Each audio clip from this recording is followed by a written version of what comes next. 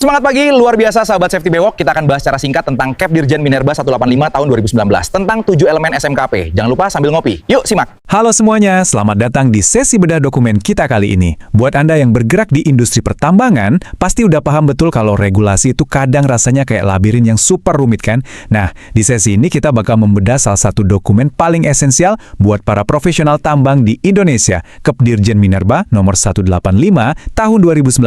Bayangin aja, dokumen ini tebalnya lebih dari 330 halaman, penuh dengan bahasa hukum yang kaku banget. Tapi tenang aja, kita udah rangkum semuanya, jadi panduan yang super jelas, ringkas, dan pastinya gampang banget dipahami. Yuk, langsung kita mulai. Sebelum melangkah lebih jauh, saya mau nanya nih ke Anda para HSE Officer, Site Manager, atau mungkin calon auditor, apakah operasi tambang Anda benar-benar udah siap kalau besok ada audit SMKP atau Sistem Manajemen Keselamatan Pertambangan? Sering banget kan kejadian kita ngerasa udah all out di lapangan, tapi giliran di audit, nilainya malah nggak maksimal. Nah, rahasia buat benar-benar siap itu sebenarnya ada di pemahaman kita yang utuh soal regulasi ini. Dan ini dia wujud dokumen yang lagi kita omongin, langsung dari Kementerian ESDM. Kelihatannya emang kayak buku aturan hukum yang tebel dan bikin pusing ya, tapi percaya deh, master dokumen ini sebenarnya cuma terbagi jadi dua bagian utama yang saling melengkapi. Kalau Anda bisa paham kedua bagian ini dan gimana mereka nyambung satu sama lain, Anda ibaratnya udah pegang kunci sukses buat ngejalanin sistem keselamatan tambang Anda.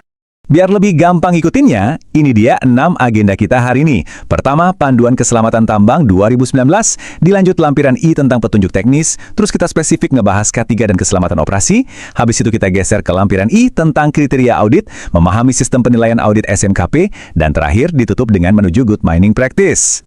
Oke, kita masuk ke bagian 1, Panduan Keselamatan Tambang 2019. Tujuan utama dari aturan segede ini tuh sebenarnya mulia banget, yaitu menciptakan satu standar emas buat kaidah teknik pertambangan yang baik, alias Good Mining Practice di seluruh Indonesia. Cara paling gampang buat paham dokumen ini adalah dengan membayangkan sebuah koin. Di satu sisi ada lampiran 1. Ini adalah cetak biru alias blueprint yang isinya instruksi nyata tentang gimana sih cara ngebangun keselamatan di lapangan. Nah, di sisi baliknya ada lampiran 2. Ini tuh ibarat scorecard atau kartu penilaian yang dipakai auditor buat ngevaluasi seberapa jago Anda ngejalanin blueprint tadi. Memahami perbedaan dua peran ini benar-benar krusial banget buat kita. Lanjut ke bagian 2, lampiran I. Petunjuk teknis. Mari kita bongkar sisi pertama dari koin kita. Lampiran 1 ini pada dasarnya memisahkan dua hal, K3 atau keselamatan dan kesehatan kerja, dengan KO atau keselamatan operasi.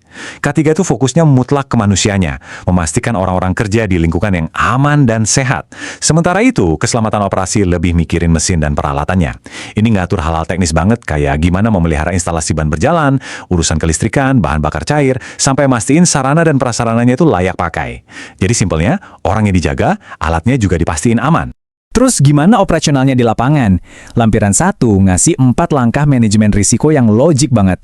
Mulai dari kumpulin data buat ngidentifikasi pekerjaan, terus cari tahu apa aja bahayanya, nilai seberapa besar risikonya, dan terakhir lakuin pengendaliannya.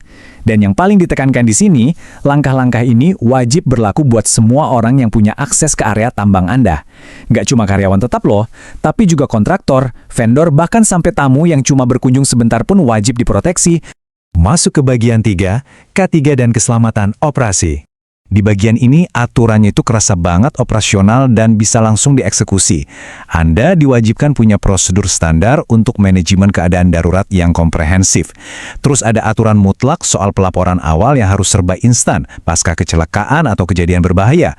Belum lagi kewajiban buat ngukur kualitas udara, sampai keharusan mengevaluasi hasil kajian teknis sebelum Anda modifikasi alat atau metode kerja. Semuanya benar-benar udah diatur rinci, step by step. Sekarang kita ke bagian 4, lampiran N2, kriteria audit. Nah, sekarang kita putar koinnya ke sisi evaluasi. Di lampiran 2 ini semuanya serba terukur. Auditor itu nggak ngasih nilai pakai perasaan, tapi pakai 7 elemen dasar SMKP yang bobotnya udah dikunci mati.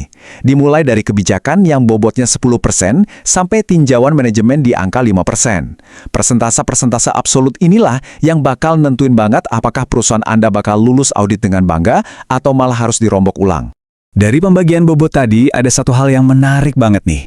Lihat potongan yang paling gede, implementasi. Bobotnya nyampe angka masif 35%. Apa sih artinya ini buat Anda? Pesan dari pemerintah tuh jelas banget. Tumpukan dokumen tebal di meja manajer aja nggak cukup. Aksi nyata dan eksekusi di lapangan itu yang paling dihargai sama auditor. Kebijakan itu penting, ya, tapi implementasi adalah pemegang porsi kemenangan terbesar Anda. Lanjut ke bagian 5, Sistem Penilaian Audit SMKP. Karena kita udah tahu bobotnya, mari kita bedah gimana sistem scoringnya. Auditor pakai skala 0-4, yang sebenarnya mencerminkan seberapa dewasa sistem di tempat Anda. Kalau dapat 0, ya berarti nggak ada bukti sama sekali. Nilai 1 artinya Anda baru punya draft yang belum disahkan. Nilai 2, prosedurnya udah sah, tapi praktiknya masih setengah-setengah. Nah, buat dapat nilai 3 atau skor sempurna 4, syaratnya pelaksanaannya harus penuh, dievaluasi berkala, dan yang paling krusial, ditindaklanjuti. Banyak banget loh yang jatuh di bagian bukti tindak lanjut ini. Biar nggak terlalu abstrak, mari kita ambil satu contoh konkret langsung dari teks lampiran 2, soal komunikasi kebijakan. Kalau manajer Anda nggak pernah sosialisasi kebijakan, nilainya langsung 0. Kalau kebijakannya cuma dipajang di satu papan pengumuman yang sampai berdebu, Anda cuma dapat nilai 1. Tapi kalau Anda ngekomunikasinya lewat berbagai media, misalnya lewat briefing pagi, dikasih brosur, dan yang paling penting, pakai bahasa yang benar-benar dipahami sama pekerja lapangan, nah baru deh Anda berhak dapat nilai 2 atau lebih. Konkret banget kan? Terakhir, bagian 6, menuju good mining practice. Kita udah sampai di penghujung panduan nih. Kalau kita rangkum semua obrolan kita, rahasia utamanya tuh gini. Kalau Anda tulus dan konsisten ngejadiin petunjuk teknis di lampiran 1 sebagai cetak biru harian Anda, bukan cuma buat sekedar kejar nilai, maka skor tinggi di kartu penilaian lampiran 2 itu otomatis bakal ngikut dengan sendirinya. Pada akhirnya, skor audit itu cuma cerminan dari budaya keselamatan yang beneran hidup di lapangan tambang Anda. Sebagai penutup, saya mau ninggalin satu pertanyaan nih buat Anda renungkan bareng tim di lapangan. Selama ini, apakah Anda melihat Kepdirjen 185 tahun 2019 ini cuma sebagai checklist birokrasi yang bikin repot? Ataukah Anda sekarang ngelihatnya sebagai fondasi sejati buat ngebangun keunggulan operasional tambang Anda? Perubahan cara pandang ini loh yang bakal sangat nentuin seberapa produktif tambang Anda nantinya. Sekaligus mastiin nyawa setiap pekerja di dalamnya tetap aman terlindungi. Terima kasih banyak udah ngikutin sesi bedah dokumen ini, tetap utamakan keselamatan, dan sampai jumpa.